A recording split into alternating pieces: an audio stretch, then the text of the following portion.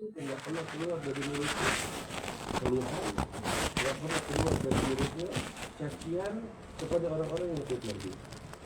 Ada itu orang-orang yang fitnah, dia puji dia, Al-Habib puji dia, didoain, diangkat, ketika datang dihormati, seperti itu.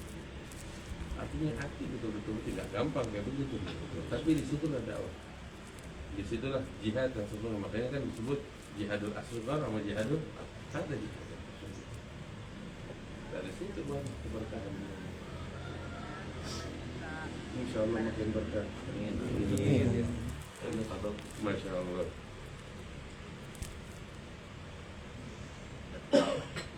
Lebaran mandi sekali mulainya ini lagi. Kalau habis Lebaran mandi sekali mulainya. Insya Allah. Ini lagi berjuang lagi. Berjuang lagi. Mulai lagi setahun. Dia libur. Kita nanti mulai baru dulu ada. Jangan lupa.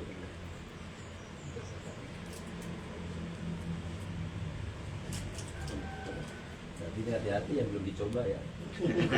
Coba hati-hati ya. Kenapa? Kalau guru yang belum dikasih ujian, ya. Kita itu seperti ada ujian. Kita hidup bukan di surga, hidupnya. Jangankan kita guru-guru nih, para ulama. Setiap orang Allah kasih dia ujian sesuai dengan keadaan. Sebab kita mesti pandang ujian itu sebagai apa namanya, sebenarnya anugerah dari Allah, sebagai apa namanya, pembelajaran bagi kita. Kita kadang itu buktinya apa? Ya, kadang kita ketimpa sesuatu, pada akhirnya kita sadar, alhamdulillah gue ketimpa begituan. Iya kan? Jadi pelajaran bakal gue. Kadang seperti itu.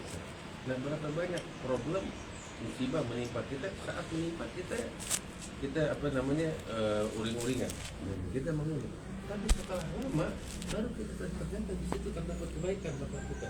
Itu semua musibah begitu. Baik yang ulama, yang individu, nggak ada yang kita hidup di dunia. Kita hidup di dunia. Kalau nggak masalah di luar, masalah di dalam. Kalau nggak keluarga, kalau nggak anak, macam-macam. Kalau itu semua bagus, ntar penyakit. Iya kan? Kebanyakan baru keluarga. Kebanyakan keluarga. Cerita. Nggak apa-apa, tapi itu kita nikmatin. Tahu nggak? Sebenarnya itu gimana kita cara memandang? Gimana cara memandang?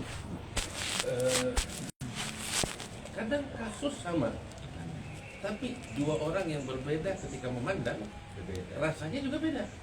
Karena contohnya, sampai Anda tulis satu tulisan, ada satu kejadian, almarhum Ustaz Firdaus, ya kamu, sebelum Anda cerita tentang dia, ya, nanti kalau lagi di sini atau lagi di rumah makan, lagi makan, ada orang, ya, banting piring depan ente, marah nggak kira-kira? Marah depan orang jadi bantingin piring, ya kan? Ente marah.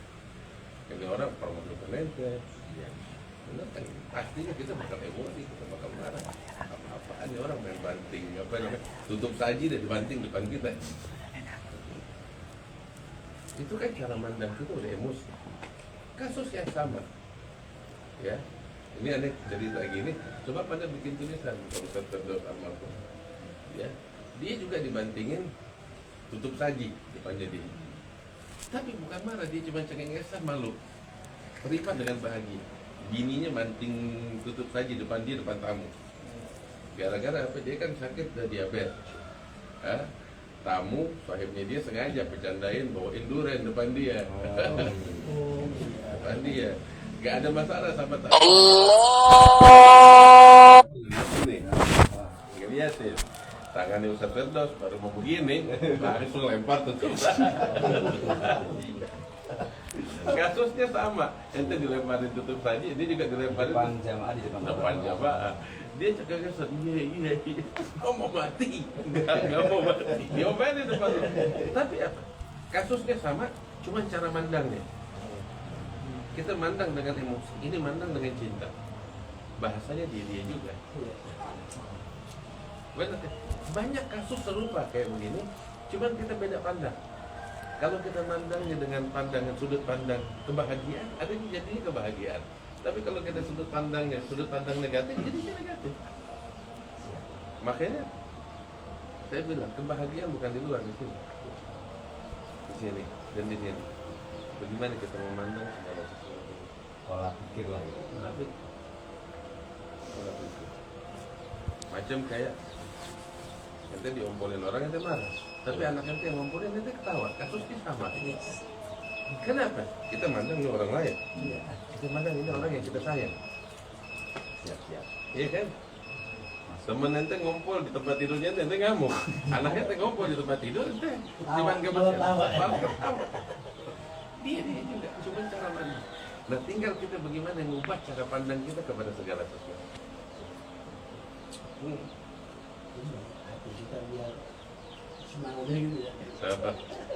Berarti walaupun ini tanya lagi ya, berarti kalau cara pandang kita sudah betul, otomatis kan walaupun ada ujian, kan kita selalu damai. Ini berarti ada kaitannya dengan, oh berarti saya diuji nih gitu ya? Justru itu ujian dan kita menanggapinya dengan bijak. Itu yang Allah mau dari kita. Berarti kalau selama ini ada orang yang selalu damai terus, berarti bukan berarti nggak ada ujian ya? Ujiannya banyak. Dan terkadang yang begitu tetap diuji sama Allah yang lebih berat lagi. Iya. Untuk meningkatkan levelnya dia. Siap. Berarti level ini dia udah ngelewatin. Ya, Allah yang mengantar. Kasih lagi. Dan Allah nggak menguji kecuali yang dia mampu. Diangkat lagi levelnya. Belum sih hina orang sebelum itu lain. Alhamdulillah. Belum. Nungguin. Tapi jangan ditunggu. Asal datang bagaimana kita sabar. Oh gitu ya. Udah siap sih ya, udah siap dihina sih ya. Belum juga sih. Oh, kalau maksudnya kalau yang dihina-hina itu belum. Jangan cari. Anda pernah kakak anak abang anak Jinda, mungkin tahu Jinda saya. Ya, pernah satu kali dalam satu momen ada satu orang itu maki-maki dia kepada Habib Jinda nih kelasnya maki-maki depan diusir. Habib nggak banyak ngomong. Terima kasih. Atau jangan nggak ditanggapi dengan bijak. Maksudnya dia nanggapnya dengan bijak. Dimaki-maki dia diusir dia kan. Kalau kita belum bisa ya. Begitu dia jalan, dia nggak cerita sama Ane. Keluarganya cerita, tidak begini. Mandangnya seperti itu.